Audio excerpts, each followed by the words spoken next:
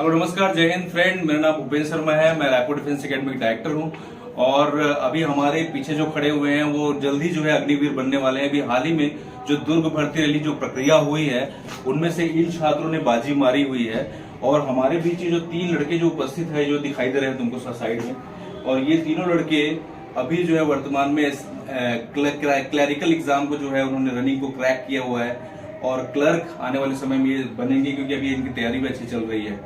तो और ये दोनों बच्चे कौन हैं इसके बारे में अभी कुछ देर बाद बताऊंगा।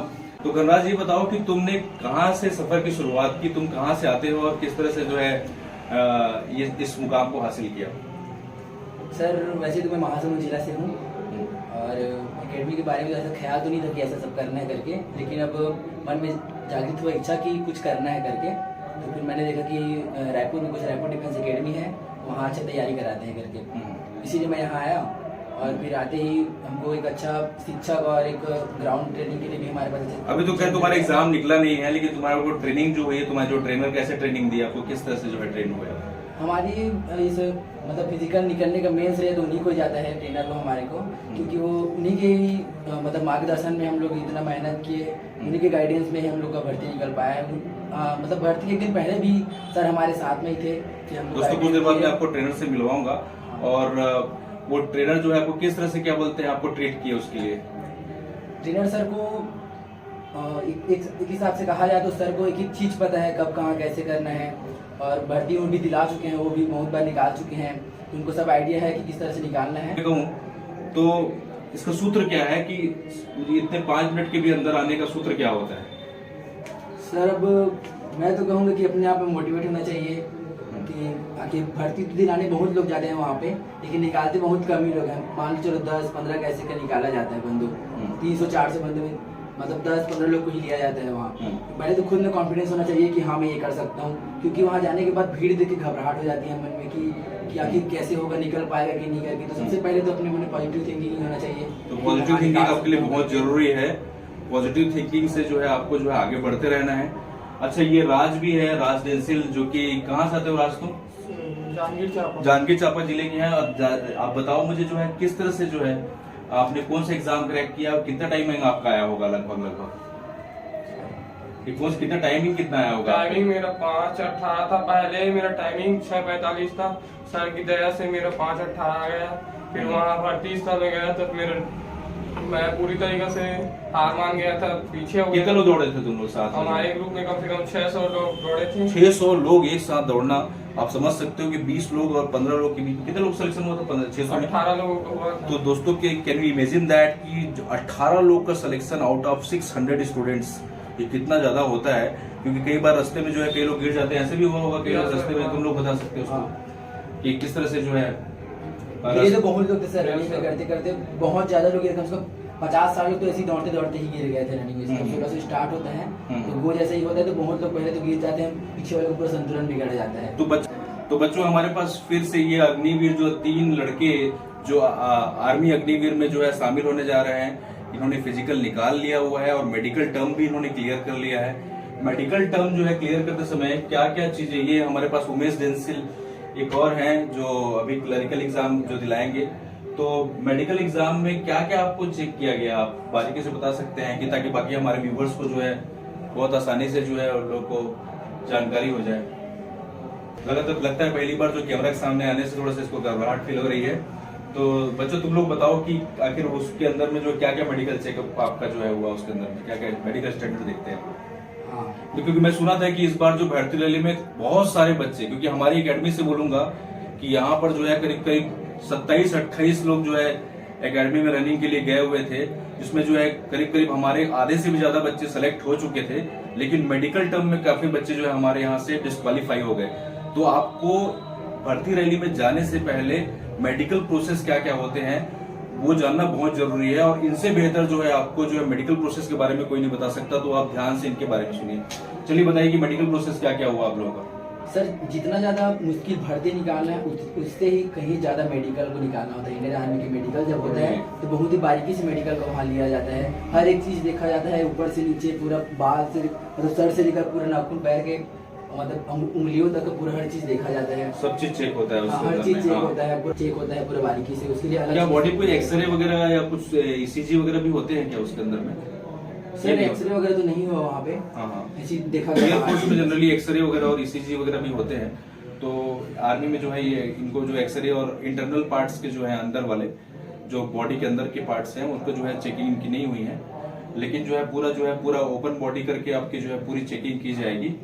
और आपके मतलब बिल्कुल इससे सहमत है, सेम टू सेम चेकिंग आपकी भी हुई थी? Yes sir, same to same हुआ था। जैसे जैसे हम लोग शुरू से गए थे तो पहले हम लोग का आँख को चेक किए, जैसे अंदर घुसे तो बैठा के आँख को पहले चेक किए, फिर दूसरी जगह लेकर हाथ पैर को चेक करने चालू कर दिया।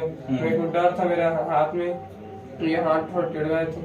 दिखाओ। ये आ अच्छा, ये हाथ टेढ़ा है हल्का सुंगली, क्योंकि बहुत छोटे छोटे चीजों में जो है लोगों को बाहर कर रहे थे, तो इसको एक डर था कि इससे बाहर मत कर दे करके। लेकिन इसका किस्मत अच्छा है कि इसको जो है इसको इसमें ले लिए, क्योंकि इस चक्कर में कई लड़के लोग बाहर भी हुए हैं। तो इसके लिए तो खैर तुम लोगों को। और बाकी जो कान के अंदर में कई लोग बोलते हैं कान का जो टेस्ट होता है, कान में आखिर देखते क्या है वो लोग? कान में सर एक वो मशीन होता है उसको देखने के लिए, उसके अंदर कान को झांका जाता है कि अंदर कान का पर्दा तो नहीं फटा है, कि अंदर में कुछ गंदगी। कई लोग सुनो कि बाल वाल जो अंदर कान का बढ़ा रहता है उसी के चक्कर में भी लोग बाहर करते हैं, कुछ ऐसा कुछ है क्या? सर बाल के लिए तो नहीं किए, लेकिन अंदर कई जने का कान का पर्दा फट जा रहा था। अधिकतर केस और ये आता है कि गंदगी साफ करके नहीं जा रहे थे। गंदगी साफ करना बहुत इंपॉर्टेंट एक चीज होता है। रीमेडिकल मिल जाता है फिर इसी के लिए, Okay. एक छोटी सी गलती के लिए रीमेडिकल, उसके लिए फिर मध्य प्रदेश जाना पड़ेगा। अच्छा, ओके। आप बताइए कि आँख का जो टेस्ट कैसे होता है? सर सबसे पहले हम लोग को डार्क रूम में ले जाया जाता है। डार्क रूम में? अच्छा, ये कैसा रूम होता है? ये जहाँ आई टेस्ट होता है वहाँ। हाँ हाँ, वहाँ मशीन वो लगी रहती है जो, हाँ। Yes, sir. उसमें जो है कलर ब्लाइंडनेस चेक भी होता है क्या आप लोगों Yes, का sir. उसमें? कलर हाँ। ब्लाइंडनेस का प्रोसेस बाहर में होता है सर। अच्छा। आँख का जो 6x6 होना चाहिए वो सब चेकअप जो है अंदर में होता है, डार्क रूम होता है। वहाँ पे एक रूम रहता है, उसके अंदर कंप्यूटर को रखे रहते हैं, और बाहर से एक आँख बंद करके जो है कंप्यूटर में जो भी डेटास रहते हैं उनको देखना रहते हैं। एक आँख से पहले करेंगे, फिर दूसरे आँख से उसके बाद करते हैं। दूसरे आँख पे जो पर्दा रखते हैं उसके बाद उसको फिर देखना। हाँ, तो आपकी दृष्टि जो है 6x6 होनी चाहिए, और 6x6 को दृष्टि को पूरा देखने के लिए वहाँ पर जो है टीम बिठाई गई है, और वो लोग पूरा बारीक से ऑब्जर्विंग करते हैं, आपको बारीकी से परखा जाएगा इसके लिए। आँख का हो गया, कान का हो गया, उसके अलावा जो है शरीर में और क्या क्या चीज देखते हैं? सारे बच्चे जो है छोटे छोटे चीजों में कट गए थे, वो क्यों कट गए थे इसके बारे में जो है, जो कटा हुआ जो है हमारे बीच में, जो इस भर्ती रैली में हमारा सबसे अच्छा रनर जिसको हम लोग मानते थे, इसको कई बार अवार्ड मिल चुका है एकेडमी से रनिंग के लिए, द बेस्ट रनर के लिए। उसके बाद भी जो है सब कुछ करने के बाद, इतने सारे लोगों को पीछे छोड़ने के बाद, तो मेडिकल में कट गया बेटा। ये मेडिकल में कट गया हमारा लड़का, ये हमारे पास आया हुआ है, और ये आपको बताएगा क्यों कटा ये मेडिकल में। मैं वहाँ कान साफ करा के गया था, और साफ करने वाला ना कुछ लाल कलर का दवाई टाइप के डाला था उसमें। वो मेडिकल चेक करने वाला चेक किया तो उसको Oh my रीमेडिकल God. दे दिया। तो हाँ। मेरे को लगा कि उसी कारण मेरे को रीमेडिकल दिया होगा कर। उसके बाद मैं एम्स में गया तो एम्स वाले डॉक्टर बोले कि वही रेड बस दिख रहा है, बाकी कुछ नहीं है करके बोल दिए। उसके बाद उसी बस को साफ किया, और कुछ कान में होगा कुछ था उसको बताया नहीं वो। उसके बाद वहाँ जबलपुर गया तो बोलता है राइट कान साफ है, लेफ्ट कान में वेब से भरा है करके। वही छोटे से कारण है, उसी कारण मेरे को एक बहुत माइनर कारण से कि कारण के कारण कान में जो है कुछ गंदगी जमा है, और उसको पहले से बता दिया गया था कि वो साफ करवा लो। ये डॉक्टर के पास में भी गया, उसके बाद भी ठीक से इसका कान साफ नहीं किया गया, या फिर ये खुद पता नहीं उसमें अवेयर था कि नहीं था। लेकिन जैसे भी करके जो है इतना लंबे से जर्नी कर रहा है, टॉपर लड़का था यहाँ रनिंग में, और ये छोटी सी गलती के कारण जो है आउट हो गया। तो आप लोगों को सीख है कि अगली बार एटलीस्ट कान का जो है पूरा कान में कई सारे लड़के आउट हुए थे, है ना? Yes, sir. तो कान में जो है आप पूरा देख के अच्छे से साफ करवा करके, एक डॉक्टर से साफ करवा करके, और ये जो बता रहा था कि लाल कलर का वहां पर कलर छूट गया था, इसको भी आपको बड़ा ध्यान देना है कि आपका कान प्रॉपर तरीके से, सही तरीके से साफ और क्लीन है कि नहीं है। पर्दा तो खैर आपके हाथ में नहीं है, लेकिन कान को आपको ठीक से रखना है। ओके, और बेटा कुछ कैसे? मेडिकल तो बहुत एकदम टफ चेक हो रहा था, बहुत ज्यादा एकदम बंदे छाट रहे थे उसमें। ये यशवंत है, और यशवंत ने जो है आर्मी जीडी का एग्जाम जो है क्रैक किया हुआ है। मतलब एग्जाम क्या, उसका जो है रनिंग को क्रैक किया हुआ है, मेडिकल टर्म को भी इसने ये फिट है। और ये लड़का जो है राजनांदगांव के एक छोटे से गांव से आता है। कितने सारे लोग दौड़े थे तुम लोग एक साथ? हम लोग सर 300 लोग को दौड़ाया गया था, क्योंकि उस टाइम जीडी का भर्ती चल रहा था। 300 लोग को दौड़ाया, और उसमें गिरते बहुत थे सर। अच्छा। जो सामने वाले हैं स्पीड नहीं बना पाते थे जल्दी, वो गिर जाते थे। तो आदमी को लड़का को कौन सी जगह में खड़ा रहना चाहिए ताकि वो गिरे मत या संभाल के निकल जाए वो? सर किस्मत कहना चाहिए, सामने खड़ा है वो सही जगह खड़ा है, लेकिन उसको गो बोलते ही उसको अपना स्पीड बढ़ाना है। जो बंदा पीछे है मतलब सामने नहीं आ जा पा रहा है, उसको सर आउटर साइड खड़ा होना चाहिए या तो सबसे पीछे। इसमें सर गिरने का चांस बहुत कम रहता है। सामने वाला बंदा, बीच वाला बंदा, इसको रनिंग स्पीड बढ़ाना मुश्किल हो जाता है, क्योंकि सामने वाला बंदा जैसे स्पीड बढ़ाएगा उसकी स्पीड के हिसाब से उसके पीछे वाला बंदा स्पीड बढ़ाएगा सर। और आउटर वाला आउटर से काट सकते हैं सर, क्योंकि ज्यादातर बंदे जो घेरा रहता है सर उधर चिपकने की कोशिश करते हैं। कितने लोग को लिया आपके जो है आपके ग्रुप में? हमारे ग्रुप में सर 24 बंदों को लिया, क्योंकि सभी आसपास ही थे। हाँ। गैप मिला मतलब वो सर रस्सी उठाएंगे। तो आप एक सब लोग की बात बताओ कि उसमें सेलेक्ट होने के लिए मिनिमम जो है कितना टाइम में आना चाहिए ताकि वो सेलेक्ट हो जाए कोई लड़का जो है, मतलब उसको एकदम चिंता ही मत रहे कि वो सिलेक्शन होगा ही उसका करके। तो अगर आप 5 मिनट 5-10 तक भी हैं तो आप सुरक्षित हो बिल्कुल आर्मी के लिए। तो आप जो बताना चाहूंगा कि ये जो है सिलेक्शन प्रोसेस नहीं है, ये रिजेक्शन प्रोसेस है। यहाँ पर इन लोगों को रिजेक्ट करने के लिए बुलाया जाता है, उनमें से थोड़े से बच्चे सेलेक्ट हो जाते हैं। तो रिजेक्शन प्रक्रिया को आगे बढ़ाने के लिए उनका मोटो ये रहता है कि सब बच्चों को निकाला जाए बाहर। तो आपको एकदम तूफान बनना पड़ेगा, आंधियां तो आते जाती रहती है, इस बात को याद रखना। और जो है हमारे बीच में जो है ये 3 जो है क्लर्क के एग्जाम के लिए जो है बच्चे तैयारी कर रहे हैं। कुछ समय बाद इनकी क्लर्क का परीक्षा होगा और ये निश्चित रूप से सफल होंगे, ये मेरी इनके लिए दुआएं हैं। और मैं भी ट्रेनर सर को बुलाऊंगा, इधर आइए ट्रेनर सर। ये हमारे जो है ट्रेनर सर हैं और जो है ये हमारे ट्रेनर सर हैं और जो है इन्होंने जो है इनको जो है ट्रेनिंग दिया हुआ है। तो ट्रेनर सर बताइए, मुझे एक बात बताइए कि इनको जो है ट्रेनिंग के दौरान जो है सबसे ज्यादा कौन से चैलेंजेस का सामना करना पड़ा आपको? सर अब क्या बोलते हैं, मैंने भर्ती निकाला, एक बार नहीं 4 भर्ती निकाल रखा है। एक झारखंड भर्ती सर और बिलासपुर बहतराई, और अभी तो दुर्ग में भी मैं गया था। हालांकि मैं ट्रेनर हूँ तो कम से कम ये लोग यही बोला कि मेरा तबीयत खराब था, इसने बोला सर आप भी चलिए। इसने जबरदस्ती मेरे को लेके चला गया सर भर्ती दिलाने। मैं कहा यार भर्ती दिला के मैं क्या करूंगा, मैं तो एक्शन नेवी हूँ। तो बोलते नहीं सर फिर भी सबको दौड़ाते हो, आप दौड़ पाओगे कि नहीं, चलो ना चलो करके। तो सर मैं गया भर्ती दिलाने, तबीयत खराब था मेरा बहुत ज्यादा, 1 हफ्ते से तबीयत खराब था। फिर भी से बोला सर आपको तो कुछ फर्क नहीं पड़ेगा, आप तो देश के जवान हो। मैं कहा यार आदमी तो मैं भी हूँ, आप भी आदमी हो। तो गया सर मैं, तो बैठा था। अब 12 बजे एंटर करना था, 12 बजे गया सर, जिला वाइज घुसाते गया, बैठे अंदर गए। अब दौड़ाया, मैं भी एक्सीडेंट मारूं सर, थोड़ा शोल्डर में प्रॉब्लम था उधर, जब गोताखोरी करने गए थे तो जल गया था सिलेंडर से, तो उसी की वजह से अभी थोड़ा अनफिट हो गया सर। खैर अभी ठीक है, अभी थोड़ा जख्म है। और इनको तो सर बच्चों, ये हमारे जो ट्रेनर साहब भी हैं वो खुद भी रनिंग किए थे वहां पर और ये एक्सीलेंट मारे थे। एक्सीलेंट मतलब समझते, 60 मार्क्स इन्होंने ऑब्टेन किया था जब 300, 400, 600 लोग दौड़ रहे थे, उनमें से जो निकल रहा। क्योंकि जो है ये लगातार इन लोगों को ट्रेनिंग करते करते भी अपने फिजिकल फिटनेस को बहुत ही स्ट्रांग रखे थे। हाँ बताइए, आगे बताइए। और सर इसमें मतलब रनिंग का कुछ नहीं है सर, आप अपने आप पे कॉन्फिडेंस होना चाहिए कि बंदा कितने क्या कर सकता है।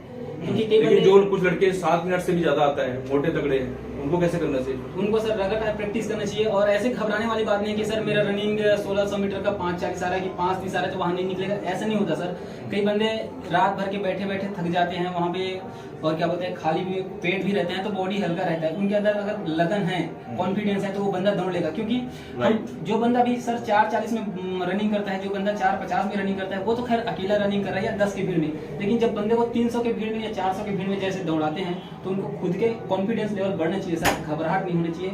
और जैसे कि ये बंदा बोला सर मेरा 5:18 आया है, आता था फिर भी से मैं रनिंग निकाल लिया।